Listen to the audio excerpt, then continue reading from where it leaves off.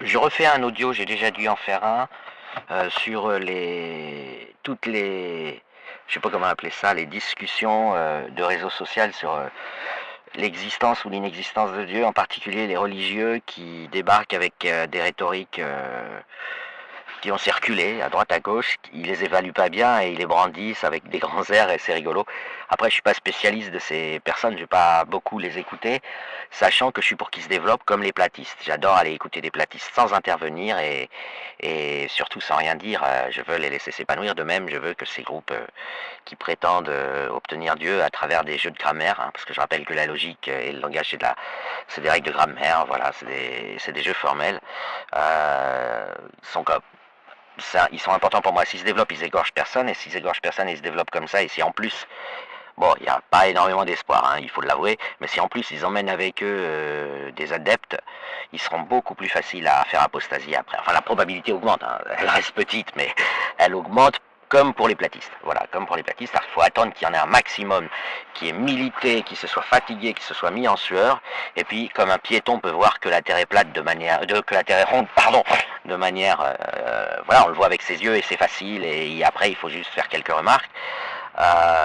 Vaut mieux les laisser se développer que de les détromper tout de suite et qu'ils aillent vers d'autres combats et qu'en plus ils disent que la terre est ronde et se mettent à mentir par rapport à l'islam. L'islam dit qu'elle est plate, le Coran dit qu'elle est plate, mais s'ils se mettent à dire qu'elle est ronde, ça nous fait une faille de moins à exploiter. Voilà. Même si on peut toujours prouver que les gens honnêtes sur l'islam et sur la langue arabe sont cash là-dessus, sont carrés. Ils disent que le Coran dit que la terre est plate, le soleil, il demande même l'autorisation d'Allah avant de se lever. Ça, c'est pas dans le Coran, c'est dans les hadiths, mais bon, bref. Passons. Donc, ils utilisent souvent, alors un argument qu'on entend tout le temps et qui est très développé par les bigots, dont le frère de Bolloré qui a écrit un gros livre épais là-dessus, avec une deuxième partie religieuse qui est hallucinante, parce qu'on dirait qu'il est sur Twitter, il tape à fond sur les gens sceptiques, enfin, mais c'est même plus un argument d'autorité, il est à la limite d'insulter les journalistes et les scientifiques, qui n'ont jamais été athées d'ailleurs, qui sont parfaitement conscients que Dieu ne leur est pas accessible, mais voilà. C'est le fin réglage des constantes. Alors il faut savoir que c'est une affaire réglée depuis le début du siècle. Alors après, pour vendre, vous pouvez toujours avoir des gens qui font sensation, mais le paradigme quantique dit en gros, si vous voulez, que tout existe, tout a été créé. Si vous croyez en Dieu, vous pouvez dire, il a tout créé, voilà, il a créé toutes les histoires. Et de ce fait, il a créé la nôtre, voilà. Mais il en a créé plein d'autres. Bon, en fait, tout existe et en plus, on sait faire les calculs. On sait aller voir dans les réalités alternatives. Et attention, c'est pas des univers bulles de l'autre côté des trous noirs. C'est vous-même, vous existez en une infinité de copies, et quand vous rentrez dans un café et que vous hésitez entre commander un café et commander un chocolat, il y a une partie des mondes une partie des réalités dans lesquelles vous allez commander un café, et donc on va vous servir un café, et une partie des réalités dans lesquelles vous allez commander un chocolat, et on peut démontrer qu'elles interagissent un peu entre elles, ce qui fait qu'il est plus du tout acceptable en 2024, mais ça fait déjà longtemps, mais les physiciens ils traînaient un peu les pieds, que l'une des deux n'existe pas. Voilà. Parce qu'elles interagissent encore un peu entre elles, et en plus sur le papier, en théorie, on peut même les resuperposer après qu'elles aient eu lieu, même si la décohérence rend ça difficile en pratique, enfin, en fait quasi impossible en pratique, parce que c'est une exponentielle d'exponentielle blabla, mais on a sur le papier, ces axiomes de la mécanique quantique, s'ils avaient dû être pris en défaut, ils l'auraient été probablement depuis longtemps, et parce que, si vous voulez, tout marche grâce à ça. On exploite le fait que ces réalités existent pour les introduire dans des calculs qui vont ensuite nous donner des machines qui font des choses qui ne sont pas possibles classiquement, et on n'a pas attendu les ordinateurs quantiques. Un simple et banal semi-conducteur, c'est quantique, parce que normalement, vous avez en première année de fac, tous les étudiants apprennent un théorème qui s'appelle le théorème des valeurs intermédiaires. Si les choses étaient continues, s'il n'y avait pas ces superpositions, il arriverait que quand vous prenez une photo numérique avec votre téléphone, il n'y a rien. Alors vous me direz ça arrive, mais pour d'autres raisons, hein. C'est-à-dire qu'il n'y a pas d'application continue qui va de R dans Z, et qui est à chaque X réel associé à un entier assez proche. Donc un pixel assez proche. Enfin bref, vous avez tout un tas de phénomènes quantiques, et la mécanique quantique, elle n'a pas été, c'est pas comme Einstein, elle n'a pas été inventée par une seule personne. Là, je veux vous dire, les physiciens, ils se sont arrachés les cheveux pendant 100 ans pour arriver à s'y faire. Même si aujourd'hui, on a la bonne logique, la bonne méthode, on est à la limite d'une théorie qui est contradictoire. Hein. Avec une théorie qui est contradictoire, vous pouvez prouver tout ce que vous voulez. Donc, et donc du coup, vous pouvez prouver que 0 égale 1 et vous pouvez prouver que vous êtes en train de voler à l'instant même où vous êtes en train de nager dans une piscine. Enfin bref. Donc, cette théorie, elle a été enfantée dans la douleur, je dirais, enfin, avec une incrédulité permanente, ce qui fait que si aujourd'hui elle est appliquée, utilisée continuellement, et beaucoup plus continuellement que toute théorie, hein, dans la technologie, un simple ordinateur qui fait 1 milliard d'opérations par seconde, si la mécanique quantique était fausse, il buggerait au bout de 3 milliardièmes de seconde. La rend sérieuse. Bon, en science, on n'a jamais de certitude absolue, mais disons que on a l'impression d'avoir vraiment compris une partie de la nature avec le paradigme quantique, et ce paradigme est absolument sans ambiguïté, vous dit que tout existe. Donc en particulier que l'univers avec nos constantes qui entraînent la vie existe, mais aussi avec d'autres constantes qui entraînent d'autres formes de vie, etc. Donc cette idée qu'il n'y aurait qu'un seul univers bien réglé est fausse. Tout simplement, voilà, et elle est vraiment scientifiquement totalement invalidée depuis l'avènement du paradigme quantique, même si il fut un temps où on utilisait un truc qui s'appelle la réduction du paquet d'ondes, qui était à toute fin pratique pour expliquer que les paradoxes, si vous voulez, pour se dire que c'était pas la folie qu'on constatait, mais bon, ça allait pas, voilà, ça allait pas à cause de la trication, à cause de tout un tas de choses. Et donc voilà, il n'y a pas de... Oh là là, regardez comme les constantes sont bien réglées. Tous les univers existent, et y compris, il y a une infinité d'univers avec nos mêmes constantes, où vous buvez un chocolat et non pas un café. Où vous faites autre chose, où vous n'êtes pas né. Tout ça, ça existe. Ça existe. Donc voilà. Donc Dieu a été généreux. Il a créé beaucoup de choses. Ensuite, quels sont les arguments? Ah oui, les arguments basés sur la causalité.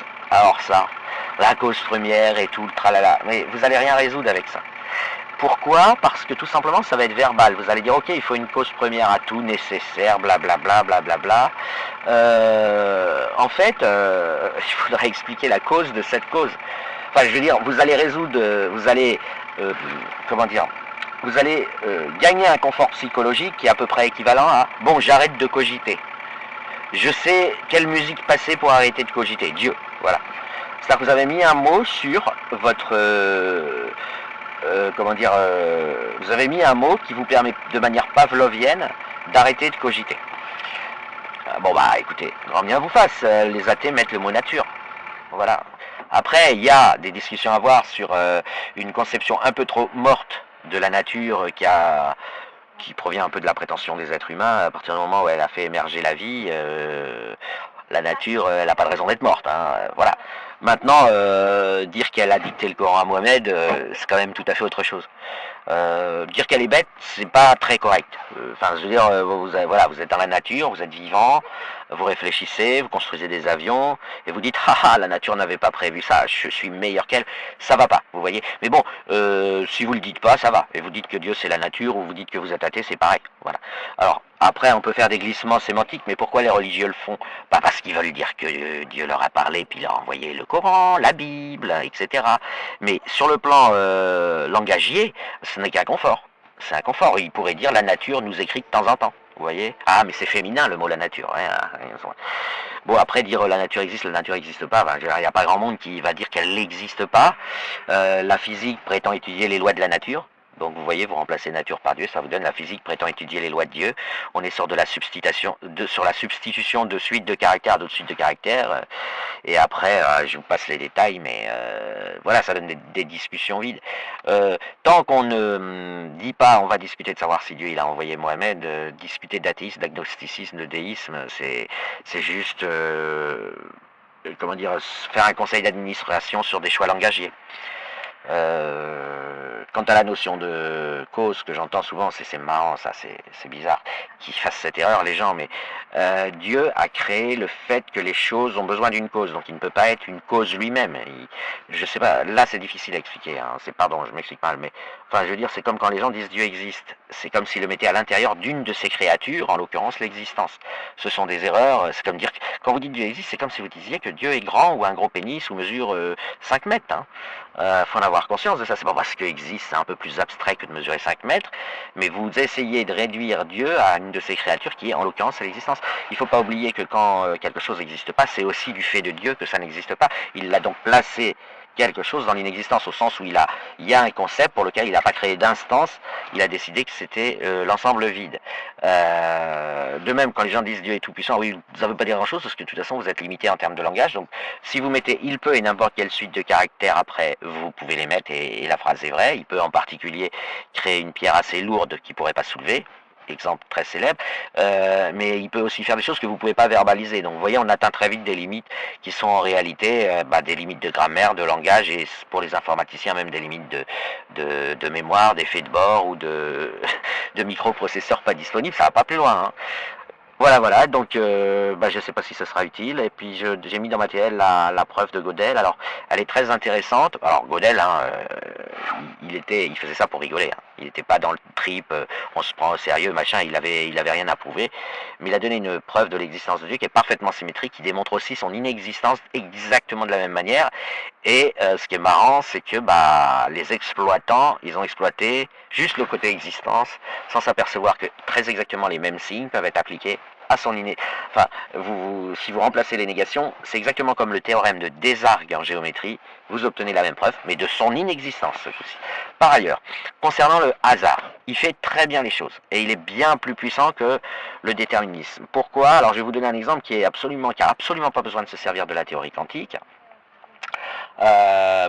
Pour savoir si un nombre est un nombre premier ou pas, on a un théorème de maths qui nous dit, alors, s'il n'est pas premier, il suffit de trouver des facteurs, mais vous allez aller les chercher où? Et puis s'il est premier, vous n'allez pas trouver des facteurs, vous n'allez pas tous les vérifier s'il fait 1000 chiffres. Donc, la grande surprise, ça a été qu'il existe un théorème de maths qui dit que 3/4 des nombres en dessous de lui vérifient une certaine propriété facile à vérifier, et ça, c'est s'il est... Comment dire? Ouais, s'il est premier, il y a ça. Donc ce qu'on fait, c'est que... Enfin, moi, je me trompe peut-être, je ne me rappelle plus par cœur. De toute façon, c'est facile à trouver sur Internet. Donc vous prenez un nombre de 10 000 chiffres et puis vous en testez quelques-uns. On va dire qu'il n'y en a que la moitié des attestations. Vous tirez au sort. Et c'est là que le hasard est très important. Bon, ça répond oui une première fois, une deuxième fois, une troisième fois. Et ben, il est premier avec une probabilité de 7/8. Vous voyez, il y a une chance sur 8 de vous tromper. Et puis si vous le faites 4 fois, si vous le faites 20 fois, il y a une chance sur 1 million de vous tromper. Et donc, grâce au hasard, on a un algorithme qui nous permet de savoir si un nombre est premier ou non, qui est rapide. On n'a aucun équivalent classique sans hasard. Alors ceux qui crient, même un hasard, je veux dire, là il n'y a pas de théorie quantique, parce que la théorie quantique c'est pas vraiment du hasard, hein, c'est un indéterminisme plus profond, puisque les probabilités c'est des amplitudes, en fait, c'est des nombres complexes, enfin bref, les lois du hasard quantique, c'est les nombres complexes qui les respectent, et pour avoir la probabilité d'un truc, en mécanique quantique, vous devez prendre le carré du module de ce nombre complexe, et eux ils vérifient aucune loi du hasard normal. Voilà, vous êtes dans la merde, enfin en tout cas c'est... mais là, je ne parlais pas du tout de mécanique quantique. Rien que pour trouver si un nombre est premier ou non, on a un algorithme qui utilise un tirage aléatoire qui marche très bien et qui est très rapide. Algorithme... alors évidemment, il a été démontré qu'il existe en théorie, hein, il existe un algorithme très compliqué qui dit que l'ensemble des nombres premiers est un ensemble de complexité polynomiale. Mais d'abord, ça a été démontré en 2003, d'une part, et d'autre part, la technologie informatique n'a pas changé parce qu'il était trop chiant. Alors qu'avec le tirage au sort, on n'avait pas de souci pour déterminer si un nombre est premier ou non. Voilà, je vous invite, il faut que je me rappelle plus du nom de l'algorithme, parce que c'est vraiment pas un truc dont je m'occupe tous les jours, mais je vous invite à vérifier. Donc, si vous voulez, le hasard, rien que le hasard tout seul, il fait très très bien les choses. Bien mieux que le déterminisme classique ou des choses décidées. Les choses décidées sont plus pauvres, et en plus, il y a tout un tas de théorèmes de maths qui permettent d'établir ça de façon vraiment efficace. Enfin, je vois tout simplement les sondages. Vous voulez connaître une réalité, mais pour laquelle il faudrait interroger 10 millions de personnes. Vous en tirez au sort 1000, et puis vous avez un théorème de maths qui vous dit que dans 99% des cas, vous allez obtenir la réponse. Et imaginez quelqu'un qui n'a jamais entendu parler du hasard de sa vie, on lui dit on en interroge 1000. Il va dire mais vous allez rien savoir si vous en interrogez 1000. Eh ben si. Eh ben si. Pour établir quelque chose concernant 10 millions de personnes, on n'a pas besoin d'interroger les 10 millions. Il faut par contre être capable de tirer au sort, vous voyez, de tirer au sort un échantillon aléatoire. Et grâce à ces mécanismes d'hasard, vous pouvez faire tout un tas de trucs absolument impressionnants, totalement inconnus. On n'a pas de... Voilà, moi sans hasard, comment je fais mes sondages? Est-ce que je dois envoyer voter les gens pour un oui, pour un non, pour vendre des yaourts, ou pour savoir si les Français souhaitent un référendum?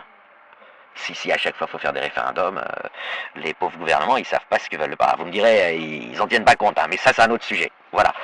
Enfin en tout cas, je peux vous dire que la critique du hasard et puis de toute façon, c'est même hors sujet pour la création du monde, puisque tous les mondes existent.